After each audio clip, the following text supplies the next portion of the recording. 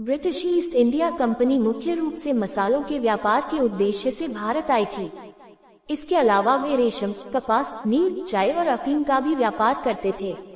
20 मई 1498 को Vasco D gamma के कालीकट आगमन से यूरोप से पूर्वी एशिया तक का समुद्री मार्ग खुल गया था। समुद्री रास्ते से अंग्रेज आए थे भारत। इसके लिए अंग्रेजों ने ईस्ट इंडिया नाम की एक कंपनी बनाई थी, जिसके द्वारा ही वे भारत में आए थे। पहली बार पुर्तगाली यात्रियों ने भारत के लिए समुद्री मार्ग खोजा था। फिर इस मार्ग की जानकारी लेकर तथा बिजनेस की प्लानिंग करके एक जहाज इंग्लैंड से सन 1608 में भारत के लिए रवाना हुआ। अंग्रेजों का सबसे पहले आगमन भारत की सूरत बंदरगाह पर 24 अगस्त 1608 को हुआ। अंग्रेजों का उद्देश्य भारत में अधिक से अधिक व्यापार करके यहाँ से पैसा हड़पना था। 1615 ईस्वी में जहांगीर के शासनकाल में सर थॉमस रो को अंग्रेजों ने अपना राजदूत बनाकर जहांगीर के दरबार में भेजा।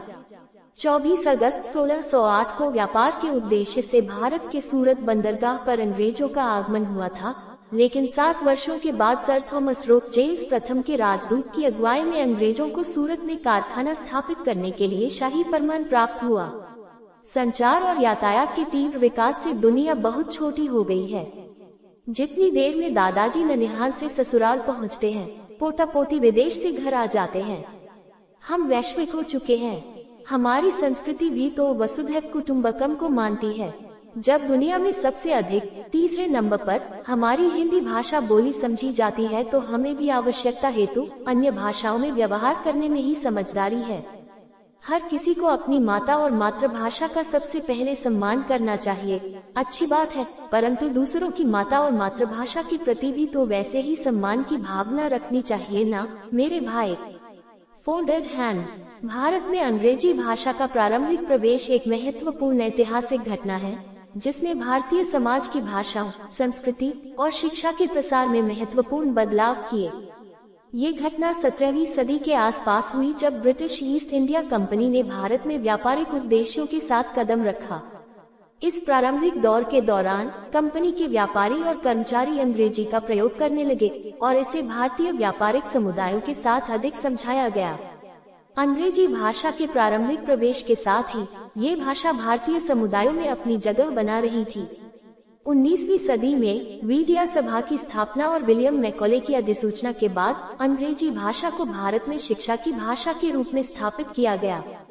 इससे अंग्रेजी भाषा का प्रचार और भी बढ़ गया और यह भारतीय समाज में एक महत्वपूर्ण भाषा के रूप में अपनी जगह बना ली।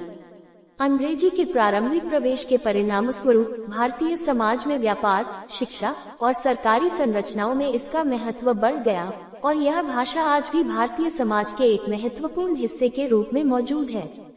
इसके साथ ही ये भारतीय समाज के विविधता का एक महत्वपूर्ण हिस्सा भी बन गई है, जिससे भाषाओं और संस्कृतियों के बीच संवाद का माध्यम बनती है।